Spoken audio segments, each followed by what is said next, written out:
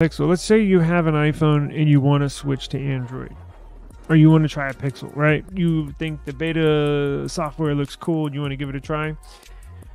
It's always been a pain in the ass, right? Apple, trying to choose my words carefully. Apple, flat out, I guess, well, not guess, they don't want you to switch. So they try to make it as hard as possible. That's a fact. That's a proven fact. But it's interesting because the EU, the European Union, is actually pulling a lot of strings and making it real difficult for Apple to operate or have normal operations in Europe. Now, the EU forced Apple to switch to a USB Type-C. Because the EU is saying, look, if you don't do these things, you can't sell your phone here.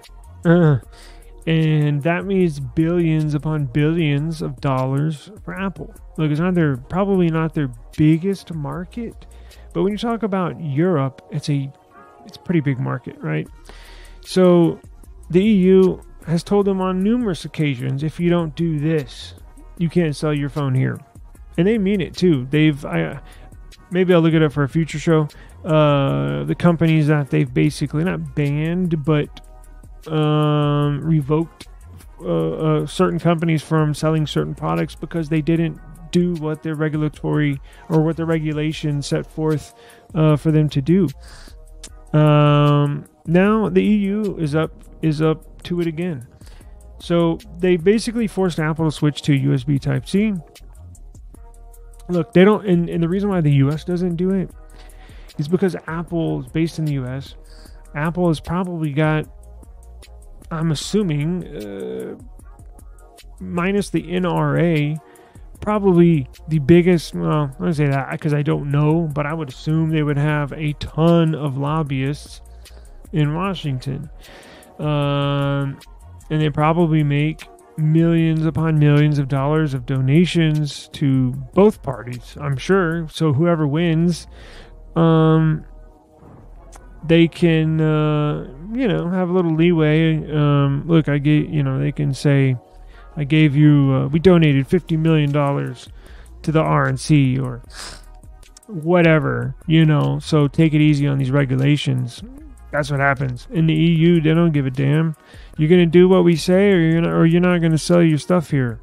So that's why the US has not been able to get much done on the front of making changes in the tech world, but the European Union certainly has. So Apple recently published a compliance document that states it plans to introduce a quote-unquote user-friendly way for iPhone owners to switch to Android. Wow, that's so nice of Apple. Oh, yes, so nice. Yeah, they didn't do that out of the warmness of their hearts, right? The decision, which should arrive by the fall of 2025, was made as Apple looks to uphold its compliance with the EU's Digital Markets Act. The EU deemed several big tech companies as gatekeepers alongside any core services that needed to observe healthier competitive practices. Yeah. So this is the article I was talking about. I thought I had it shared on the screen, but I didn't. So here it is right here. It's a really, really good article, and it breaks down how they basically got to this decision.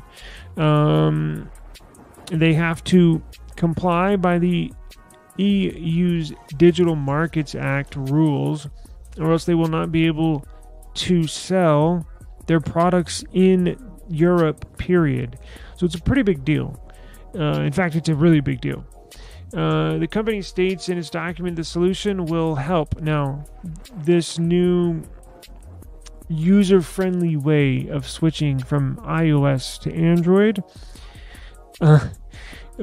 the solution, the EU is saying, this will help mobile operating system providers develop a more user-friendly solution to transfer data from an iPhone basically to an Android. Now, what that looks like, we have no idea. We don't have any screenshots. We don't have any videos, reviews of what that will look like. I think it's fairly new. I think this decision just came out.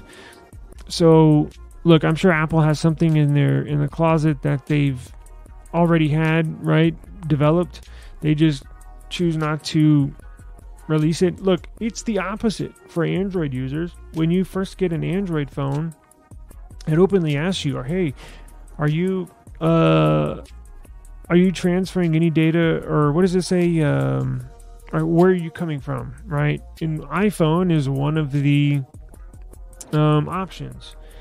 So it's not, I'm not going to say it's one-sided, but it's close to it, right? Because I think switching from an Android phone, like from a Pixel to an iPhone, I'm not going to say is a breeze, but it certainly makes it less of a headache when, they give you steps to help you transfer data, contacts, and all that stuff over to an iPhone. And this new, what is it called?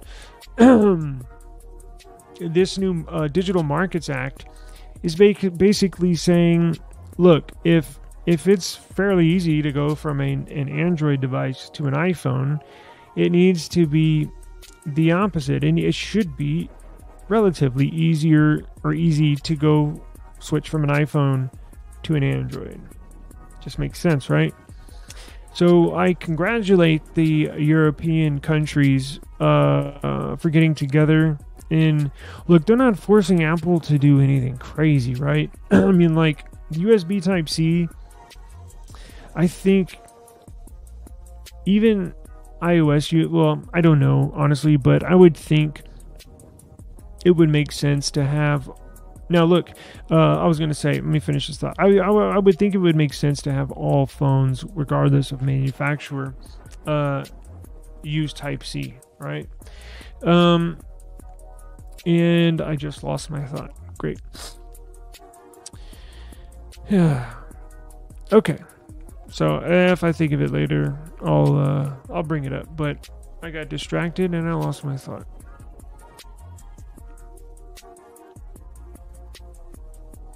Okay.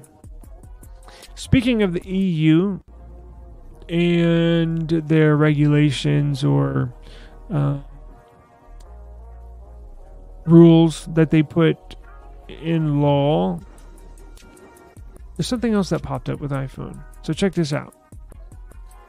So this is one of the other things the EU put in regulation for iPhones, for Apple, is that if you have an Android phone, you can download and install applications from the Google Play Store, right? Everybody knows that. But there's also numerous third-party app stores, meaning an app store that's not on your phone, right? It's like a website.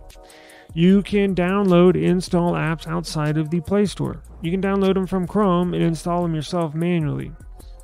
Well, the EU is pushing for Apple. Now, this is only in Europe, but they're pushing for Apple to have a alternative app store, saying that they basically have a monopoly on their app store. And they do, and they look, it's meant to be that way, right?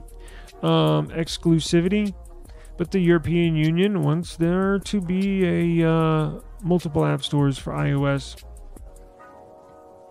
And this is interesting because only in the EU, and they know where you're located because of GPS tracking.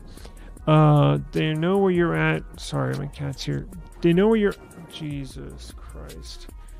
They know where you're at. GPS. They know where you're at from your cell tower. If you leave the EU, in the EU, you can sideload applications now if you're on an iPhone. But they're saying, be careful. Because if you sideload apps outside of the EU, it will lock up. It will not work.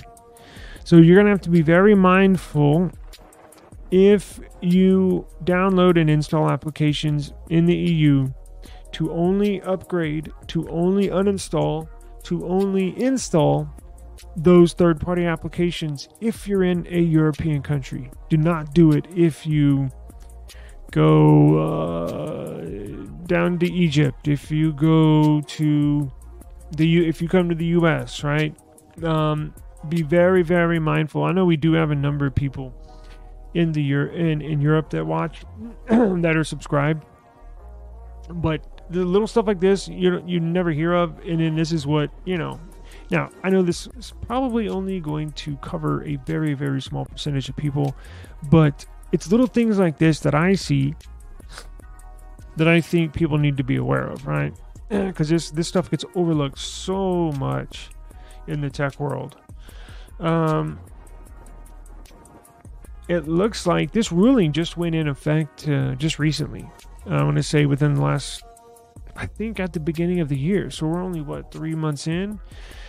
So there's a bunch of app stores that have begun to set up shop in the EU specifically for iPhone.